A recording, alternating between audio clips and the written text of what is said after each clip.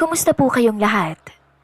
Bago tayo mag-umpisa, shout out muna kay Sir at Bariotic 3057. Dear Miss Love, ako nga pala si Carlo. Hindi ko ho tunay na pangalan. 21 anyos. Working student sa isang university dito sa may Baguio. Mahirap lang kami kaya kahit weekend, tumatanggap ako ng racket. Kung minsan tagalinis, kung minsan runner, minsan naman driver kapag available ang tricycle ng kapitbahay. Pero ang hindi ko inakalang magiging pinakamalapit kong sideline ay ang pagiging utusan / boy ni Ninang Test. 43 ang edad. Kaibigan siya ni Mama noon pang dalaga sila. Siya yung tipo ng babae na laging maayos kung manamit, mabango, at laging may konting hawak sa braso mo kapag kinakausap ka niya. Hindi yung bastos ha, pero may kakaiba sa kilos niya. May lambing o talagang sweet lang siya. Byuda na siya 4 na taon na ang nakakalipas. Walang anak, kaya't simula noon, siya na lamang ang mag-isa sa bahay niya sa kabilang barangay. Minsan umuwi raw siya sa mga kapatid niya, pero mas madalas na nasa bahay lamang siya at nag-iisa. Sa totoo lang ho, napakaganda ni Ninang Tess. Palibhasa nga hindi pa nagkakaanak, kaya sexy pa rin at dalagang-dalagang tingnan. Mistisa din siya. Maiksi lang yung buhok na may kulay blonde. Nagsimula ang lahat noong inutusan niya ako. Carlo, ikaw ba yan? Tawag niya mula sa loob habang papasok ako ng gate nila. May dala akong grocery noon na ipinasuyo niya sa akin. Opo nang, ako nga po, sagot ko. Pagpasok ko sa loob ng bahay, naamoy ko agad yung pabango niyang mild lang, pero nakakabighani. Bumabagay sa kanya. Naka-short lang siya noon at maluwag na t-shirt, pero kitang-kita pa rin ang kurba ng katawan niya. Maputi talaga siya, mistisa, at halatang alagang-alaga ang sarili. Ay, salamat ha. Palagay na lang din dyan sa kusina, Carlo. Pasensya ka na ha, naubusan kasi ako ng stock. Sabi niya habang naglalakad palapit sa akin. Inilapag ko ang mga daladala ko sa counter. Tapos napatingin ako sa kanya. May iba pa po ba kayong ipapagawa, Ninang? Tanong ko sa kanya. Ngumiti siya. Ikaw, may oras ka pa ba? Tanong niya. Napakamot ako sa batok ko. Meron pa naman po. Wala po kasi akong klase eh. Ano po ba yun? Tanong ko. Baka pwedeng pakitanggal yung trapal sa bintana. Hindi ko kasi maabot-abot eh. Ipapalitan ko sana ng bago. Sige po nang. Habang tinatanggal ko yung trapal, ramdam ko siya mula sa likod ko. Hindi ko alam kung sinasadya niya o sakto lang talaga. Pero nung paglingon ko para kumuha ng upuan, halos magdikit ang katawan namin. Uy, nabigla niyang sabi. Sabay hawak niya sa dibdib ko. Ang laki yata ng katawan mo ah. Nag-gym ka ba, Carlo? Wika niya. Nagbubuhat lang po ng mga galon-galon na tubig. Sagot ko naman sabay tawa. Hindi po gaya ng mga nasa gym. Ngumiti siya. Yung ngiti na may kapilihan. Epekto siguro ng pagiging masipag mo yan. Nagtagal pa ako roon ng halos 2 oras. Pagkatapos kong linisin yung bubong, paligid, pinakain niya ako. Habang kumakain ako sa lamesa, nakaupo lang siya sa harap ko at umiinom ng juice. Wala ka pa bang girlfriend? Tanong niya bigla habang hawak-hawak niya yung baso ng juice. Wala pa po nang, busy sa pag-aaral at racket. Sayang naman. Alam mo, Kung ka-age mo ko, baka pinormahan na kita. Sabay kindat pa niya. Napangiti ako pero nahiya rin. Ninang naman, ikaw pa poporma sa ganda niyong yan. Sus, ano ka ba? Binola mo pa ako. Pero seryoso. Guwapo ka, Carlo. Dati uhugin ka lang. Ngayon binatang binata ka na. Sigurado ka ba? Wala ka pang napapaiyak na babae. Wala pa hunang. Kung meron man sasarap lang. Biro ko dito. Ako, grabe kang bata ka. Sagot niya. Simula noon, lagi na akong pumupunta sa bahay niya para utusan niya. Parang boy ako. Lahat ng trabahong panlalaki, ako na ang gumagawa. Kung hindi nag-aayos ng bumbilya, naglilinis ako ng bubong o kaya nagkukumpuni ako ng mga sirang gamit sa bahay. Kapalit naman nun, lagi akong may pagkain, baon sa school at laging may lambing. Oo, napaka-sweet talaga niya. Minsan, may pagkakataon pa na sabay kaming nanunood ng Netflix sa sala. Sa isang upuan, minsan magkadikit yung tuhod namin. Hindi naman niya inaayos. Minsan, humihilig siya sa braso ko kapag nanunood kami. May isa akong hindi makalimutan. Maulan nung araw na yon. Habang naghihintay ako sa pagtila ng ulan, niyaya niya muna ako sa loob ng bahay. Tara na, Carlo. Basa ka na oh. Doon sa guest room may tuwalya. Magpunas ka muna. Pagbalik ko, nasa sala siya at nakaduster. Ang bilis mo sabi pa niya. Halika dito. Tabihan mo muna ako, ang lamig no. Umupo ako noon sa tabi niya. Medyo nag-aalangan pa. Tumingin siya sa akin. Carlo, naiilang ka ba sa akin? Tanong niya. Hindi naman ho nang. Medyo lang po. Napapangiti kong sabi. Hinawakan niya yung braso ko. Relax ka lang. Ninang mo ko, hindi lolang istrikto. Alam mo, gusto ko lang ng kausap. Pag nandito ka, tsaka lang ako nagkakaroon ng kakwentuhan. Anya. Tumango ako. Pero yung utak ko naguguluhan. May pakiramdam akong parang hindi na to normal. Pero hindi naman ako tumatayo para lumayo.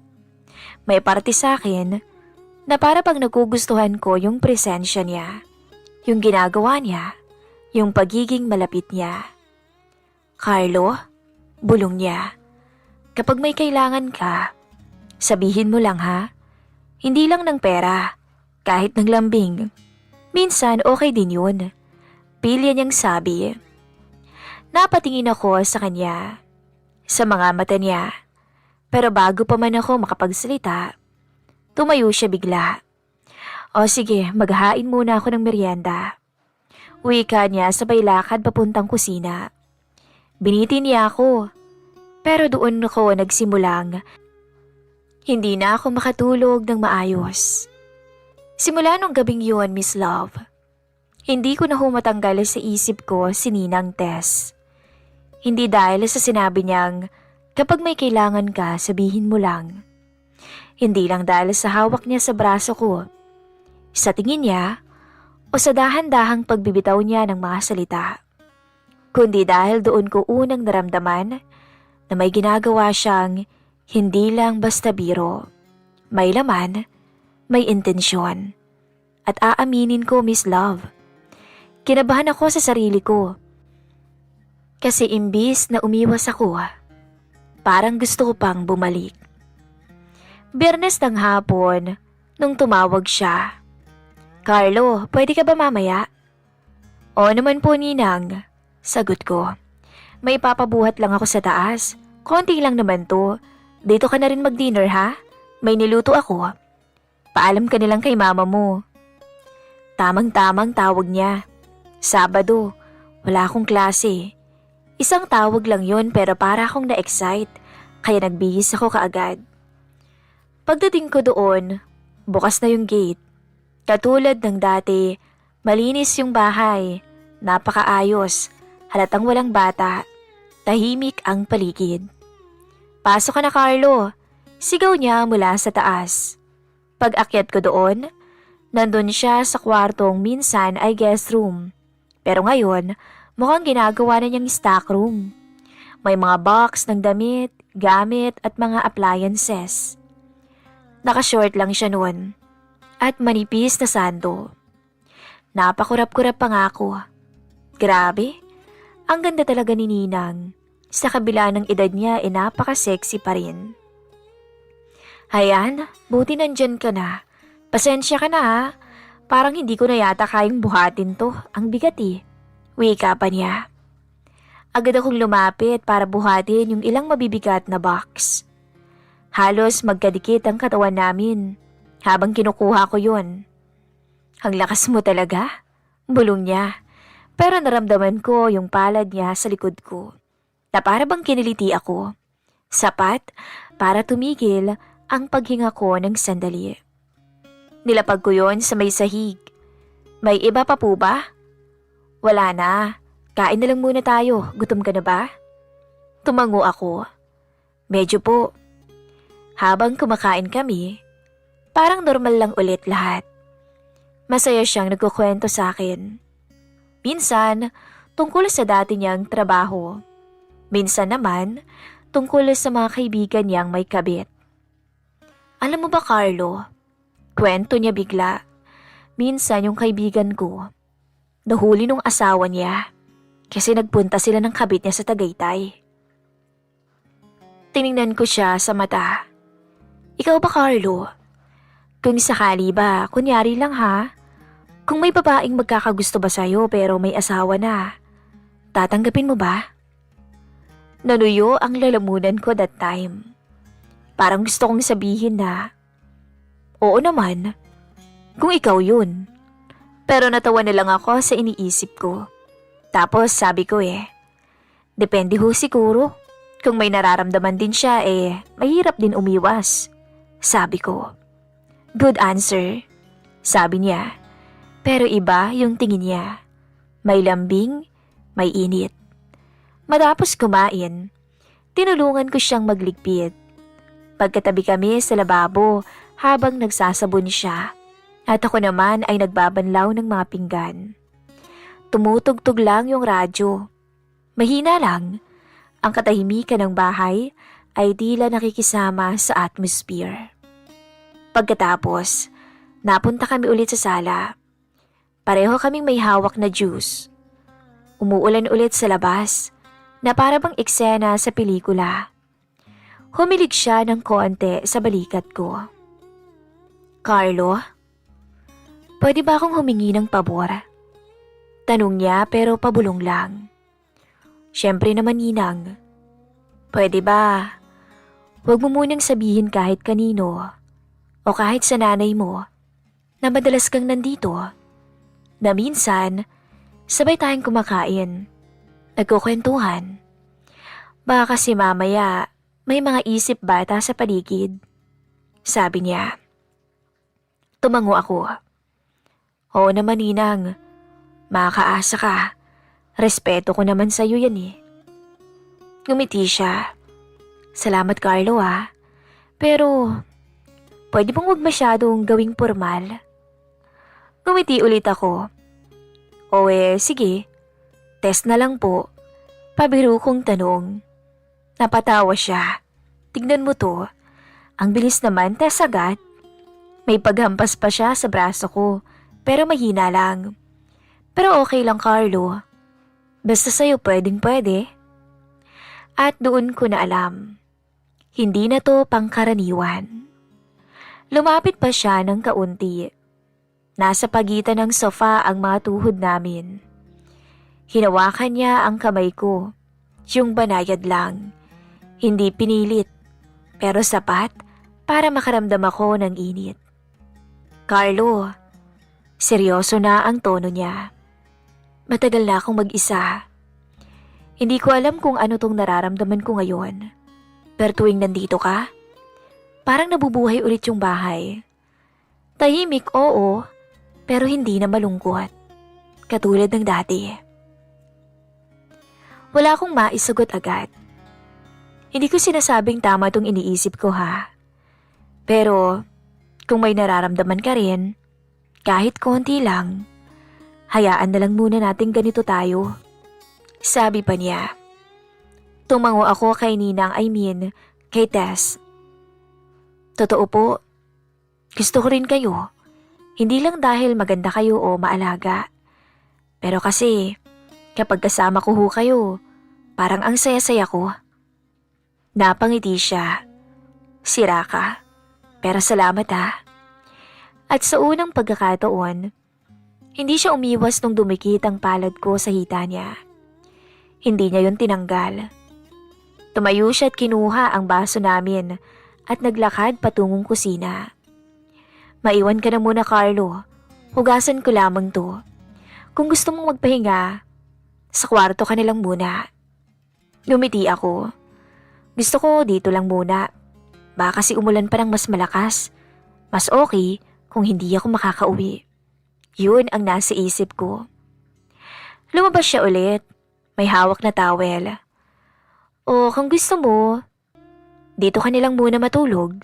Gabi na rin naman. Ayokong mabasa ka pa sa daan. Sigurado po kayo? Tanong ko. Lumapit siya. Hinawakan ang kamay ko ulit. Sigurado ako. At Carlo, salamat ha. Kasi kahit ganito lang, nararamdaman kong babae ulit ako. Nagkatitigan kaming dalawa. Wala nang biro, wala ring ingay, na para bang kaming dalawa lang sa mundo. Gabi na pero maulan pa rin. Tahimik yung buong paligid. Sa labas, rinig na rinig ang tuloy-tuloy na pagbagsak ng ulan sa bubong. Pero sa loob ng bahay, kakaibang katahimikan ang bumabalot sa amin.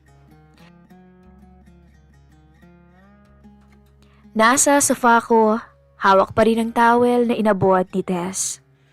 Habang siya naman ay nasa may hagdan, nag-aayos ng kortina na parabang pilit pa rin nagpapakabisi. Pero halatang pareho naming alam na may tensyon sa pagitan naming dalawa. Walang nagsasalita ng diretsyo tungkol sa nararamdaman namin. Pero nandun na, hindi na kailangan ng malalalim na salita. Carlo? Tawag niya habang pababa ng hagdan. Naayos mo na ba yung unan at kumot mo? Oo, Tess. Sagot ko sabay ngiti. Okay na po. Tumigil siya sa harap ko. Naglakad papalapit. Naka-oversize na t-shirt na lang siya. Mukhang pantulog at ramdam kong komportable siya. Doon siya tumabi sa akin sa may sofa. Mas malapit kaysa sa dati. Ang lamig no? Bulong pa niya habang pinapahiran ng towel ang buko. Medyo napapailing ako sa kiliting dulot ng mga palad niyang marahang dumadampi sa batok ko. Napangiti siya. Bumaling siya. Humarap ng bahagya. Wala nang espasyo sa pagitan naming dalawa. Parang hinihintay na lang kung sino ang mauunang kumilos. Tumingin ako sa kanya. Sa mga mata niyang parang nanunukso pero may pangungulila. Tess, mahinang sambit ko. Wala naman pong makakarinig. Wala rin namang ibang tao. Pero gusto ko lang sabihin, yung matagal ko nang nararamdaman sa inyo. Hindi siya sumagot agad. Tiningnan niya lamang ako. Yung tingin na para bang naghahanap ng kumpirmasyon, hindi ng pahintulot, kundi ng katapatan. Alam mo ba, Carlo? Bulong niya. Hindi ko inakalang mararamdaman ko pa to. Yung may magpapakilig ulit sa akin. Yung tipong titingnan lang ako o titingnan lang ako. Parang sapat na. Nilapit ko yung kamay ko sa kamay niya. Wala po akong intensyon na saktan kayo, Ninang. Tess. Pero gusto ko kayong alagaan kapag nandito ako. Gusto kong pasayahin kayo. Napapikit siya saglit. Ang sarap mo namang magsalita, Carlo. 'Di ba sabi ko sa'yo, minsan okay lang bang maglambing? Tumango ako. Pwede ba ngayon? Lambingin mo naman ako. Hindi ko alam kung paano, eksakto. Pero tumagilid ako at marahang niyakap siya. Mahinahon lang. At doon siya humilig sa dibdib ko. Mainit ang hininga niya. Tahimik lamang kami ng ilang minuto. Yung yakap lang, damang-dama ko yung tibok ng puso niya sa tapat ng bisig ko. Tess, bulong ko. Okay lang ba to? Oo, mahinang sagot niya. Kasi dito, parang ligtas ako. Dumaan ang oras na magkayakap lang kami. Paminsan-minsan nag-uusap ng pabulong. Tumatakbo sa isip ko kung ano kayang sasabihin ng ibang tao. Sabi pa niya, pero sa totoo lang, wala naman sila rito. Tayong dalawa lang. Alam ko pong bawal, pero wala pong masama sa marunong magmahal. Sagot ko, lalo na kung wala namang tinatapakang iba. Walang inaagarbyado. Napatingin niya sa akin. Kaya pala gustong gusto kita. Marunong kang rumispeto. Hindi katulad ng iba. Napangiti pa ako. Gusto ko lang po na pag umalis ako bukas, wala kayong pagsisisihan. Ilang saglit pa, tumayo siya. Good night, Carlo. Good night po. At ang gabing yun, hindi ko alam kung matutulog ako. Ramdam na ramdam ko pa rin yung yakap niya, yung lambing ng tinig niya.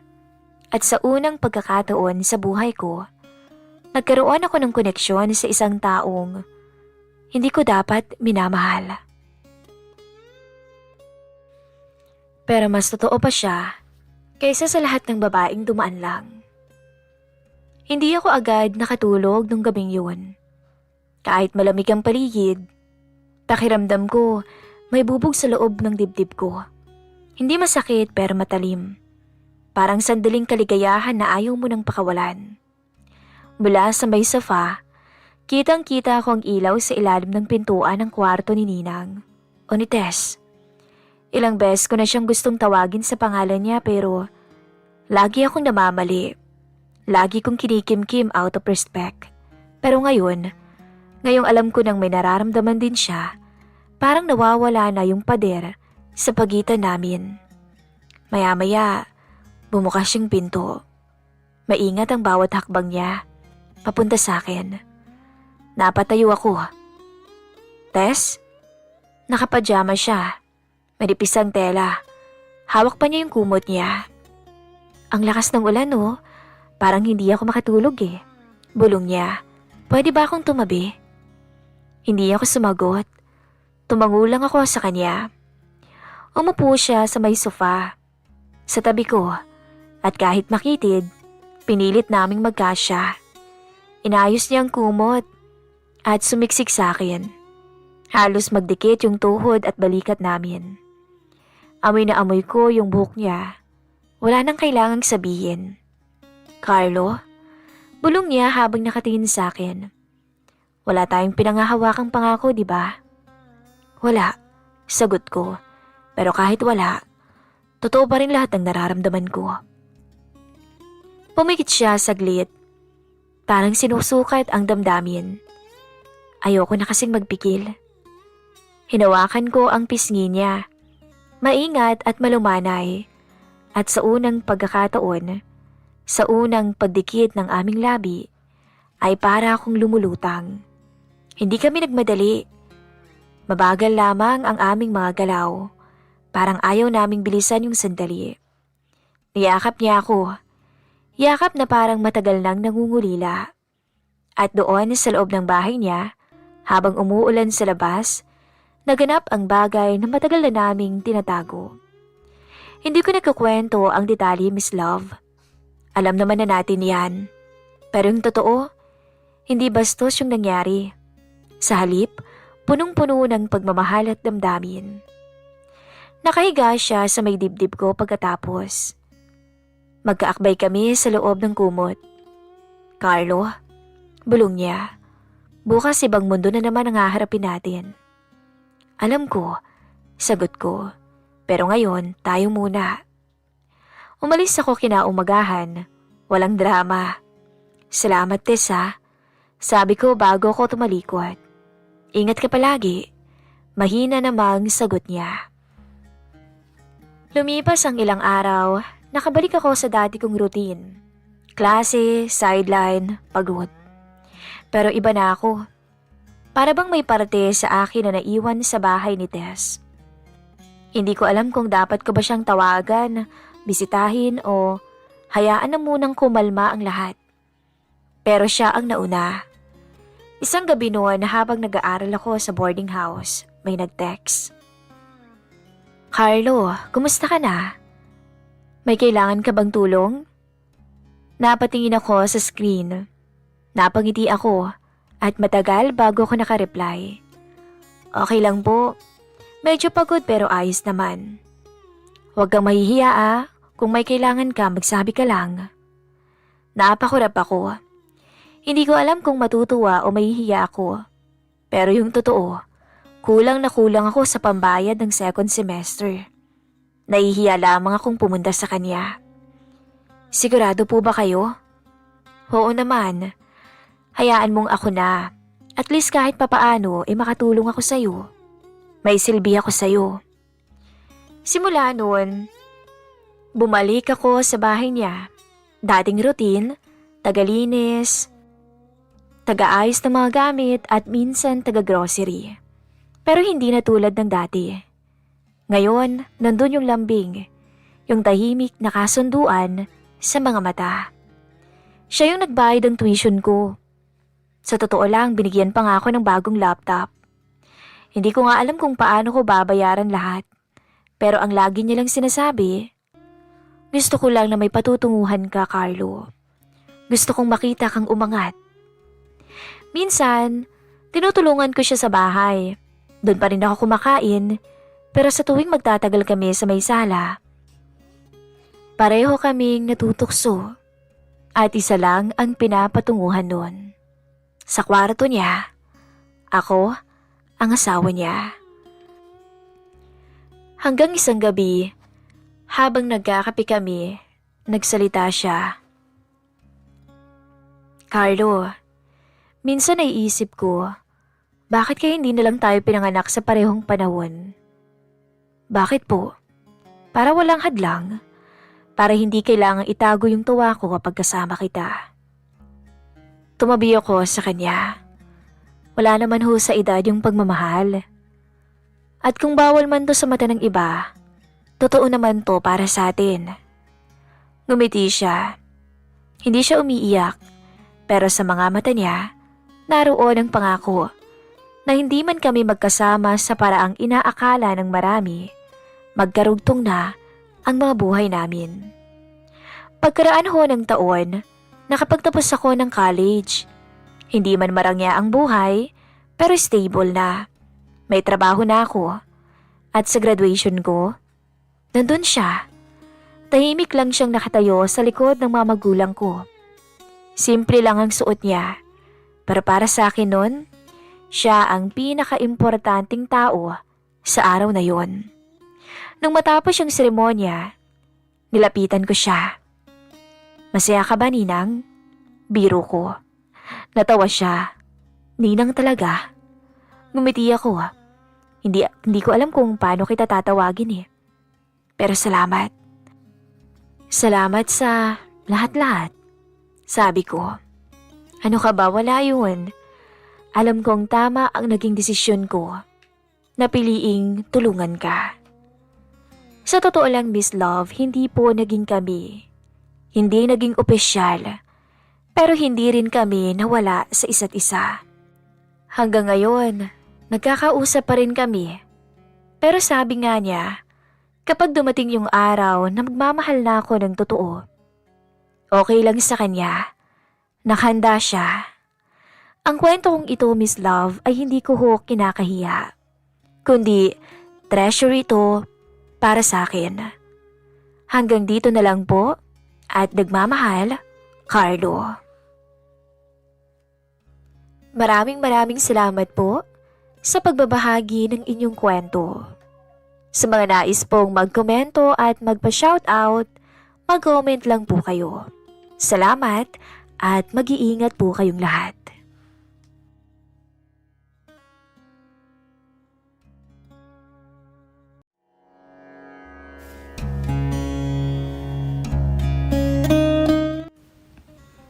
Dear Miss Love, ako ho si Christopher.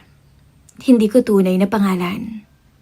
Topper ang tawag sa akin ng lahat. 19 years old pa lamang ako nung mangyari ang istoryang ibabahagi ko sa inyo. Kung paanong may namagitan sa amin ng mga kumare ni Mama, si Tita May at Jen, isang byuda at isang misis ng seaman, ang minsang nakasalo ko. Isang pangyayaring hindi ko makakalimutan. Lumaki akong sanay sa ginhawa kasi may kaya ang mga magulang ko. May negosyo si Papa sa probinsya at si Mama Lydia ay isa sa mga kilala sa subdivision namin. Hindi lang dahil sa yaman, kundi dahil sa dami niyang kaibigan. Lalo na yung mahilig niyang mga kumari na halos araw-araw ay nasa bahay. Isa sa pinaka-close ni Mama ay si Tita May. Nasa 45 na yata. Medyo bata pa ang itsura. Maputi, mahaba ang buhok, at palaging nakapustura kahit nasa bahay lang. Ang mister niya ay seaman, kaya madalas wala dito sa Pinas. Halos siya lang at ang mga anak niya ang naiiwan dito. Maganda pa rin naman talaga siya. Halatang maalaga sa sarili. At minsan, hindi ko maiwasang mapatitig sa kanya kapag nasa bahay siya. Isa pa niyang kumare ay si Tita Jen. 42 naman ang edad. Byuda na rin ng ilang taon. Mas tahimik kumpara kay Tita May. Pero malakas ang dating. Morena siya. Medyo malaman. Pero may karisma na iba sa lahat ng babae na barkada ni Mama. May kagalangan sa kilos niya, pero pag tumawa, grabe, ang ganda niya. Hindi ko sukat akalain na sa edad kong to, ay isa sa kanila ang magiging unang karanasan ko. Isang karanasan na hindi ko malilimutan at siyang ibabahagi ko sa inyong channel, Miss Love. Palagi silang nagmamadyong sa bahay. Ako nga parang utusan na. Tagabigay ng merienda nila at ng tsaa nila. Minsan nga, driver din nila ako pag may lakad silang mag-aamiga. Normal na sa akin yon kasi sanay na akong kasama ang mga kumari ni Mama mula pagkabata. Pero nitong huling mga buwan, iba na ang tingin ko. Nagkaroon na ng mali siya kay Tita May. Isang hapon, nung nagmadyong ulit sila sa bahay, si Mama, si May, at si Jen, umupo ako sa sala. Nagpatay mali siya lang na nanonood ng TV. Pero sa gilid ng mga mata ko, kita ko si May. Nakashort siya ng maikli. Halatang wala nang pakialam dahil kampante sa bahay. Nakasandal siya sa may sofa at paminsan-minsan, dumudungaw ang puting laylay ng blouse niya. Topper, pakikuha nga kami ng malamig na inumin sa ref. Tawag ni Mama. Tumayo ako at pagbalik ko si May ang kumuha ng baso mula sa kamay ko. Nagdikit ang balat namin at para bang may kuryenteng dumaloy sa katawan ko. Nagkatinginan kami sandali. Yung tipong mabilis lang naman pero kakaiba. Napansin ko rin yung ngiti niya. Parang pilya. Salamat, Topper, sabi niya, parang anlandi. Nag-init ang tenga ko. Ngumiti ako sa kanya at nagpatuloy kunwari sa panonood ng TV. Kinabukasan, ang aga-aga pa nang bumaba ako para kumuha ng kape. Doon ko nadatnan si Tita May sa may kusina. Wala raw si Mama. Umakyat raw muna sandali. Galing pala sila sa pagzuzumba. Hanip ang suot ni Tita May. Kahit nasa 40 na mahigit ang edad. Mababakas pa rin talaga ang ganda ng katawan. Para siyang si Miss Alex Dixon. May hiyang ang kape kapag tinabi sa kanya. Dahil para siyang labanos sa puti at kinis. Naghahanap siya noon ng tsaa sa cabinet, kaso hindi niya naman maabot-abot. Good morning, body niya. Good morning din po. Sagot ko na nagkukuno ring kalmado. Habang nagtitimpla ako ng kape, bigla siyang lumapit. Top, ikaw na nga tumulong sa akin. Hindi ko maabot-abot yung nasa taas eh. Sabi niya. Tumayo ako. Inabot yung kahon ng tsaa. Pero habang ginagawa ko yun, sobrang lapit niya sa akin. At nung nakuha ko na, nagtagpo na naman ang mga mata namin. Salamat, sabi niya ulit, pero iba ang tono. Hindi ko alam kung ako lang ba ang nag-iisip noon, pero ramdam ko na sinasadya niya. Ibang klase talagang babaeng to. Ibang klase talaga ang mga kumari ng mama ko. Bulong ko sa sarili ko. Kinagabihan, nagkayayaan silang mag-inuman sa terrace pagkatapos na magmadyong. Si Mama, si Mayan at si Jen. Ako naman, pasimpleng nakikisali, nagbukas ng isang beer. At habang tumatagal, ramdam kong si Tita May patagal ng patagal ang tingin sa akin. Lalo na nung medyo tipsy na siya. Dumidikit-dikit na siya at pasulyap-sulyap sa akin. Bandang 10:00, nagpaalam na si Jen na aalis at si Mama para magpahinga naman. Naiwan ako nagliligpit. Akala ko aalis na rin si Tita May, nakababalik lang galing CR. Nakangiti ito sa akin habang papalapit. Uy, Top! Salamat ha. Ikaw pang nag-ayos dito. Napakabait talagang bata. Wala ho yun, tita. Sagot ko. Tumingin siya sa paligid. Tahimik ang buong bahay. Lumapit siya ng dahan-dahan tapos nagbaba ng boses. Alam mo, Tuper, ang gwapo mo na pala ngayon. Hindi ko napansin. Binatang-binata ka na pala. Parang biglang bumilis ang tibok ng puso ko. Hindi ako makasagot agad. Naglakad siya papalapit hanggang sa maramdaman ko ang init ng hininga niya sa mukha ko. Tuper, bulong niya. Pwede bang akin ka muna habang walang asawa ko? Alam mo na, matagal-tagal na nasa barko ang Tito Andy mo. Halos hindi ako makapaniwala sa narinig ko. Ang kumari talaga ni Mama. Napakapilya. Nandito sa harapan ko, nakatingin ng diretso sa mga mata ko. Hindi ko alam kung tama ba o mali ang naririnig ko pero ang katawan ko, hindi ko na mapigilan. Natulala na ako. Tapos, bigla siyang tumawa. Ikaw talagang bata ka. Bueno, tawagan na lang kita kapag may kailangan ako ha? Tapos umalis na siya. Iniwan ako na nakatulala. 2 araw matapos ang inuman sa terrace, nakatanggap ako ng tawag sa cellphone. Hello, Top. Si Tita Mayan mo to. Boses niya sa kabilang linya. Tita. Sagot ko. Medyo kinakabahan. Bakit po?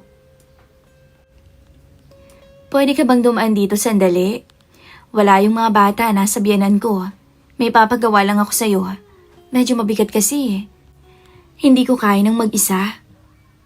Kahit hindi pa niya sinasabi kung ano, agad akong pumayag. Parang automatic na, opo, ang lumabas sa bibig ko. Pagdating ko sa bahay nila, sinalubong niya ako sa pinto.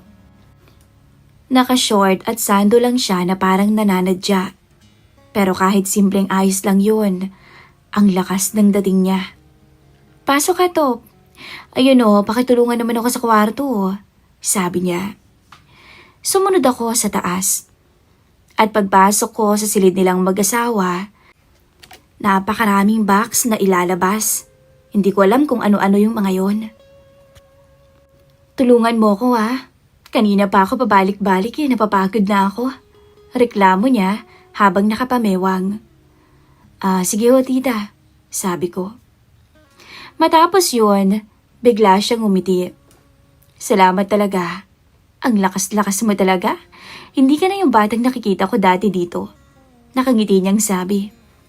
Ngumiti rin ako, pero hindi na ako makatingin ng diretso dahil masyado siyang malapit sa akin habang nakahawak sa braso ko. Ngiting-ngiti ito na para bang may ibang iniisip. Sandali lang, pawis na pawis ka Sabi niya at kumuha ng maliit na tuwalya sa may gilid. Pinunasan niya mismo ang noo ko. Ay nako, para kang ang anak ko. Pero bigla siyang natigilan. Po? Tanong ko. Napatingin siya sa akin. Matagal. Tapos bigla niyang hinawakan ng pisngi ko. Pero, syempre iba ka. Ang gwapo mo na eh. Bago pa ako makasagot, dahan-dahan niyang inilapit ang labi niya. Parang lahat ng oras tumigil. At nung maglapat ang mga labi namin, wala akong ibang naramdaman kung init at kaba. Eto na yata yun. Sabi ko sa sarili ko. Mangyayari na yata ang matagal ko nang nasa isip. Tita May, bulong ko na nanginginig. Shh, wag mo muna akong tawaging tita ngayon. Nandito ka naman sa bahay so May na lang. O kung gusto mo, Mayan. At doon, tuluyang bumigay ang lahat. Sa mismong kwarto niya, nilang mag-asawa pala. Habang may nangyayari sa amin, parang nakatingin sa akin yung picture ng asawa niyang nakasabit sa may gilid. Tangina, mapapamura ka na lang talaga kay Tita Mayan. Akala mo iniwan ng 10 taon ng asawa. 7 buwan pa lang naman mula nung umalis si Tito Andy. Inay-hinay lang ho kayo, Tita Mayan. Ikaw naman hayaan mo na ako.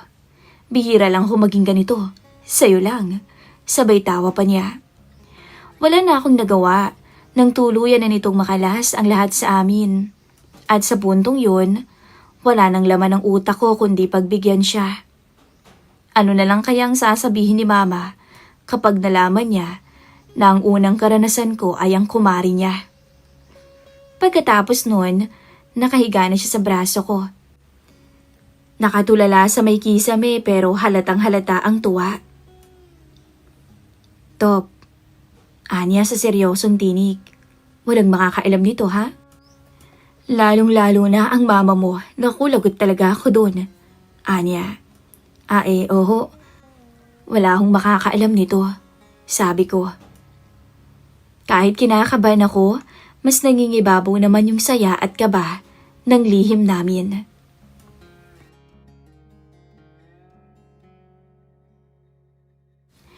Lumipas ang mga araw, linggo at buwan. Ilang linggo kaming palihim na nagkikita ni Tita Mayan. Minsan, nagdadahilan siya para pumunta ako sa bahay nila. Minsan naman, nakakapag-usap kami ng mabilis kapag nagmamadyong sila sa bahay. Sapat na ang mga ngiti at tinginan para maalala namin yung mga nangyari. Para kaming may sariling mundo. Pero dumating yung araw. Dumating si Tito Andy. Nakita ko pa nga nung araw na yun, nakaparada yung sasakyan nila sa labas. At si Tita May todo ayos, naka-best dress, yakap-yakap ng mahigpitang mister. Sa isip ko best actress talaga si Tita Mayan, parang walang ginagawang kasalanan. Simula nung dumating ang mister niya, naging mailap na ako sa kanya. Lagi kasing nasa bahay yung seaman, lagi silang magkasama. Kaya't sa tuwing magkikita kami, puro tinginan na lang, wala nang salita, wala nang landian. Para bang biglang naging estranghero kaming dalawa, kahit pareho naming alam na minsan may namagitan sa amin. Doon naman pumasok ang biyudang si Tita Jen.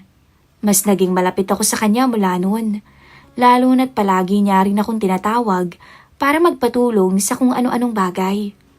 Natural lang naman. Pero ramdam ko na may ibang laman ang mga ngiti ng byuda sa tuwing titingin ako sa kanya. Ilang araw kasi ako nung hindi mapakali. Sa bahay, lagi pa rin nagmamadyong sina Mama kasamang mga kumari niya. Nandun din si Tita Mayan pero iba na ang kilos. Puro kwento tungkol sa asawa niyang kauuwi lang. Puro tawanan, para bang walang nangyari sa amin. Tinablan ako, oo, pero wala naman ako magawa kundi manahimik. At doon na nag-umpisa na mapansin ko si Tita Jen. Tahimik lang siya sa isang sulok habang naglalaro. Pero sa tuwing mapapatingin ako, nahuhuli ko ang mga mata niyang nakatingin din sa akin.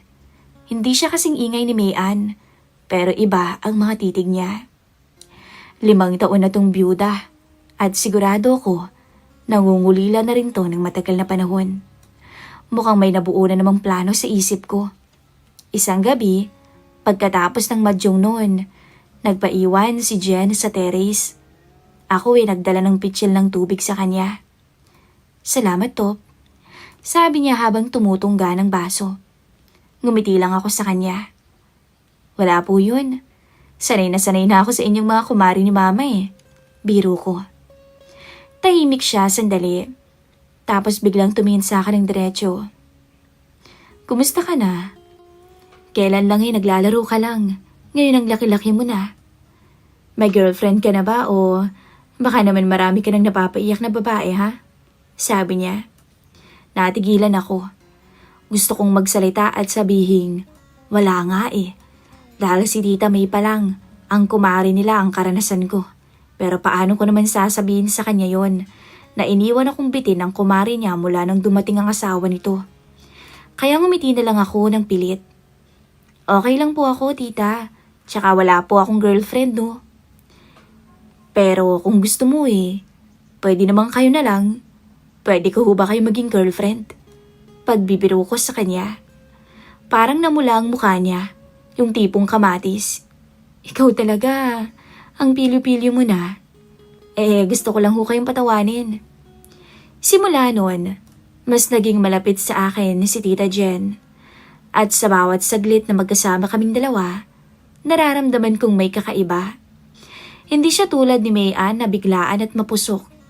Kay Jen, mabagal lamang, maingat, at ramdam mong may patutunguhan. Isang hapon noon, siya ang naiwan sa bahay pagkatapos ng madyong. Naghihintay siya ng sundo. Nasa may sala siya nakaupo habang ako naman ay nag-aayos ng mga baso. Tita, kayo ba hindi ba kayo nalulungkot dahil mag-isa kayo?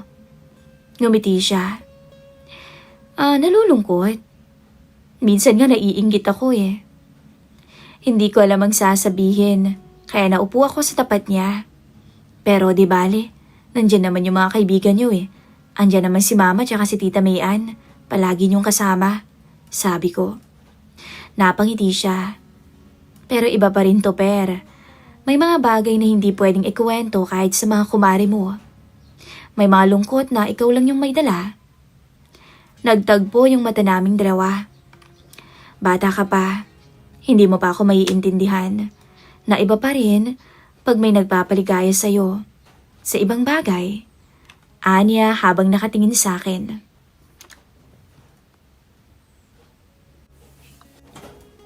Isang hapon, tinawag siya nito na pumunta sa bahay niya. Kinakabahan pa ako noon pero mabilis rin akong nagtungo. Pagpasok ko sa kwarto niya, naamoy ko agad ang pabango nito. Hindi masakit sa ilong, bagkus nakakaakit. Nagpadala na yung kapatid ko. Eto na yung pinasabay ni Mama mo. Alam ko kailangan niya na to Pabigay na lang sa kanya. Anito. Sige po tita, ako na hong bahala. Sabi ko. Nagkatinginan pa kami bago ako nagpaalam sa kanya. At lumipas pa nga ang mga araw. Hindi ko inaasahan na mapapalapit ako lalo sa kanya. Kung tutuusin dati, halos hindi ko siya napapansin. Tahimik lang kasi siya at palaging nasa tabi nila Mama at Tita May kapag nagmamadyong. Hindi siya pala kwento at mas gusto niyang makinig kaysa magsalita. Habang abala si Tita May Ann sa pagbabalik ng asawa niyang seaman, si Tita Jen ang naging lagi kong kasama. Siya na yung madalas magpaiwan pagkatapos ng madyong. Minsan, nagtsatsaa pa siya habang nakaupo sa may garden. At ako, parang kusa akong napapadikit sa kanya. Dahil isang Sabado ng hapon noon, nung umalis si Mama kasama ang ibang mga kumari niya, si Tita Jen ang naiwan sa amin. Naghihintay daw ng sundo ng pamangkin. Ako naman nasa garahe noon at nag-aayos ng motor. Hindi kami nag-uusap na dalawa.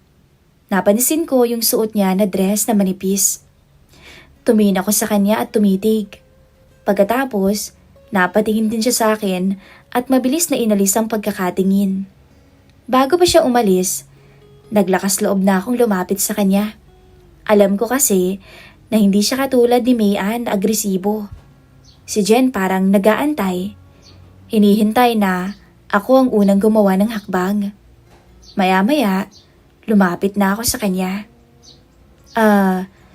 Tita Jen? Gusto mo bang maramdaman ulit na may asawa ka? Diretso kong tanong. Ha? Di ba sabi mo nalulungkot ka? Na iba pa rin pag may kasama ka, pag may asawa ka. Gusto mo ba kunwari ako munang asawa mo? Sabi ko. Ano bang... Hindi ko na siya pinatapos na magsalita. Hinalikan ko siya kaagad. Parang tumigil ang oras sa loob ng ilang segundo.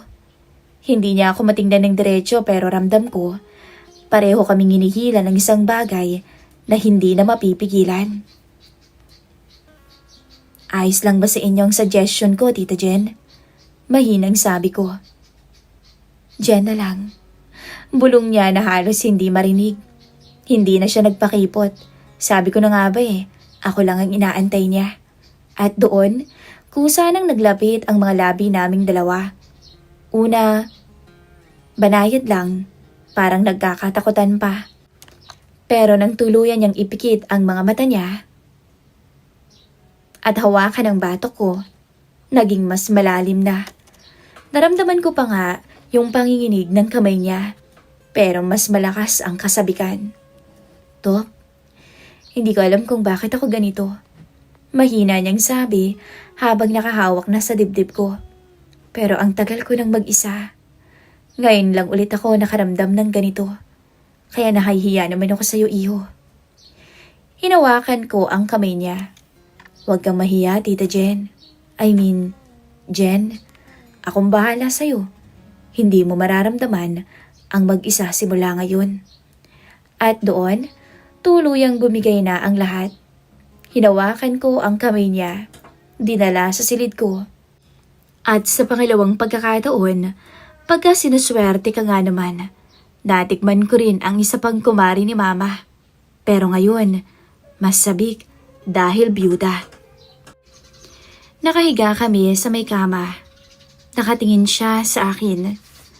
Saglit pa ulit kaming nagkatitigan na para bang biglang huminto ang oras. Maya-maya, dahan-dahan na inilapit ni Tita Jen ang kamay niya sa braso ko. Mainit ang palad niya at malambot. Tupper, bulong niya. Bago tuluyan ko siyang halikan. Sa pagkakataon na yon, natikman ko na ang halik ng byuda. Hindi yun katulad ng halik ni Tita May. Kay Tita Jen, mas kakaiba. Tila mas nananabik at parang matagal nang may kinikimkim. At habang tumatagal, mas lumalalim ang palitan namin. Hanggang sa hindi na ako nakatiis. Niyakap ko na siya ng mahigpit.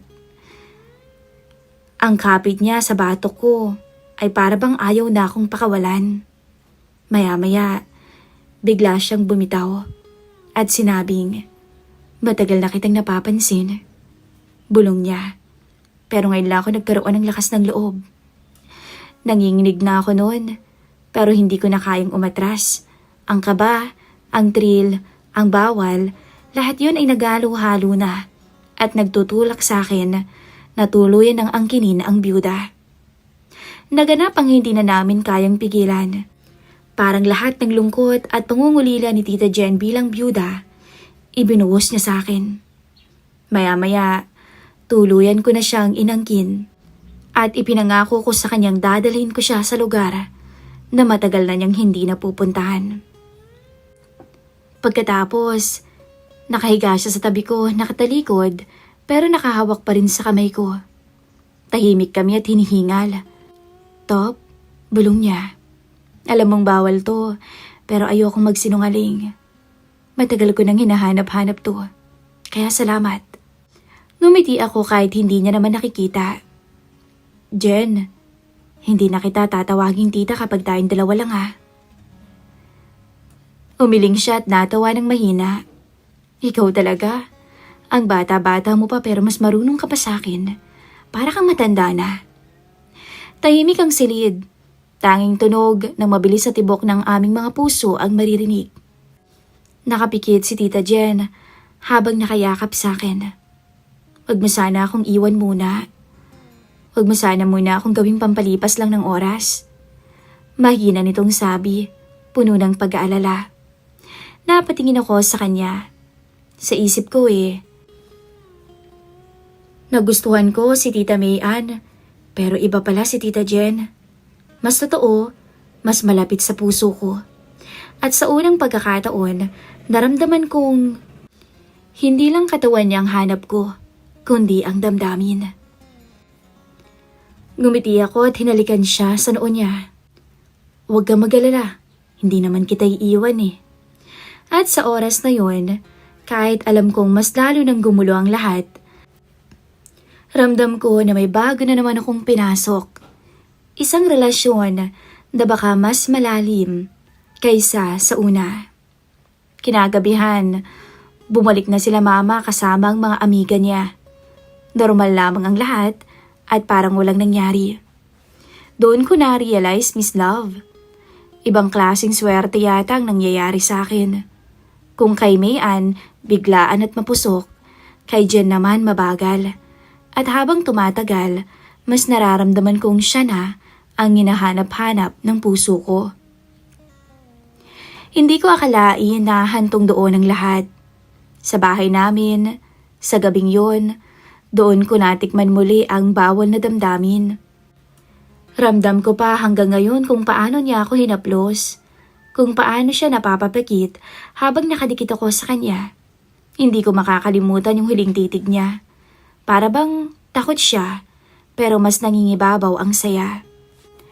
Lumipas pa ang mga araw. Parang wala lang nangyari. Nasa bahay siya noon at nagmamadyong sila na parang normal lang. Pero ako, hirap na hirap akong magpanggap.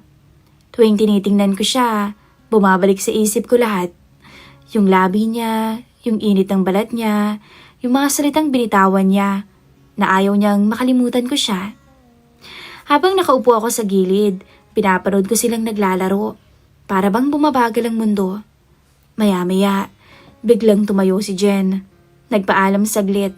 Pupunta raw ng kusina at iinom ng tubig. Hindi ko napigil ang sarili ko. Parang may magnet na humila sa akin. Sumunod ako sa kanya kahit alam kong delikado. Pagpasok ko sa kusina, nandun siya, nakatalikod, kumukuha ng tubig. Paglingon niya, nagtagpo ang mga mata namin. Hindi na kailangan ng salita. Lumapit ako at hinawakan ang kamay niya. At sa isang iglap, hinalikan niya ako. Saglit lamang, mabilis pero punong-puno ng init at damdamin. Nung bumalik siya sa mesa, wala man lang ni isa sa kanila ang nakahalata. Ako naman, pilit kong tinatago ang ngiti at kaba sa dibdib ko. Halos ilang buwan din na nagpatuloy ang pagtatago naming dalawa. Minsan sa bahay nila, minsan naman kapag naglalaro sila, sumisegway kami sandali. Sa kanya ko yata naranasan lahat. Ang lihim na hindi ko malilimutan. Ngunit dumating ang panahon na kinailangan ko ring umalis pagka-graduate ko. May tumawag na oportunidad at alam kong yun ang tamang oras para magsimula naman ako para sa sarili kong buhay. Bago ko umalis, hindi na kami nagkita pa o nagkaroon ng pagkakataon na magkita pa ni Tita Jen. Ang huling alaala ko sa kanya ay yung huling pagniniig namin sa may sala namin. Nung una, inisip kong tatawag siya o baka magpaparamdam siya. Pero lumipas ang malinggo, buwan, hanggang sa naging taon. Wala, hindi na siya nagparamdam sa akin. At siguro tama lang yun. Pareho naming pinili ang pananahimik. Ngayon, habang nagtatrabaho ko dito sa abroad, naalala ko pa rin ang bahay. Minsan kapag nag-iisa ako, bumabalik lahat ng alaala. Ang mga gabi, sa kusina, ang mga halik. Para bang pelikulang paulit-ulit na pinapakita sa isip ko. May mga oras na tinatanong ko rin ang sarili ko. Minahal ko kaya talaga si Tita Jen o baka nahulog lang ako dahil bata pa ako noon. Pero sa tuwing naaalala ko naman kung paano niya ako tingnan, alam kong hinahanap-hanap ko pa rin yun hanggang ngayon. Kaya siguro totoo yung naramdaman ko. At siguro siya, totoo din yung naramdaman niya. Ngayon, magkaiba na ang mundo naming dalawa. Ako abala sa trabaho, pilit bumubuo ng kinabukasan ko. Siya, nanatiling byuda pa rin. At siguro, unti-unti niyang tinatanggap na dumaan lang ako sa buhay niya bilang isang alaala. Hindi ko alam kung anong mangyayari sa pagkikita naming dalawa. Pero sigurado ako sa isang bagay. Hindi ko siya makakalimutan. Yung mga taon na dadaan, dala-dala ko pa rin ang mga alaala niya. Yung mga gabing kami lang ang nakakaalam. At yung katotohanan minsan, may dumating sa buhay kong nagbigay ng thrill at excitement. Kung tatanungin niyo ako kung nagsisisi ba ako, syempre hindi. Ewan ko na lang din kung may katulad akong kwento na natikba ng dalawang kumari ng nanay nila.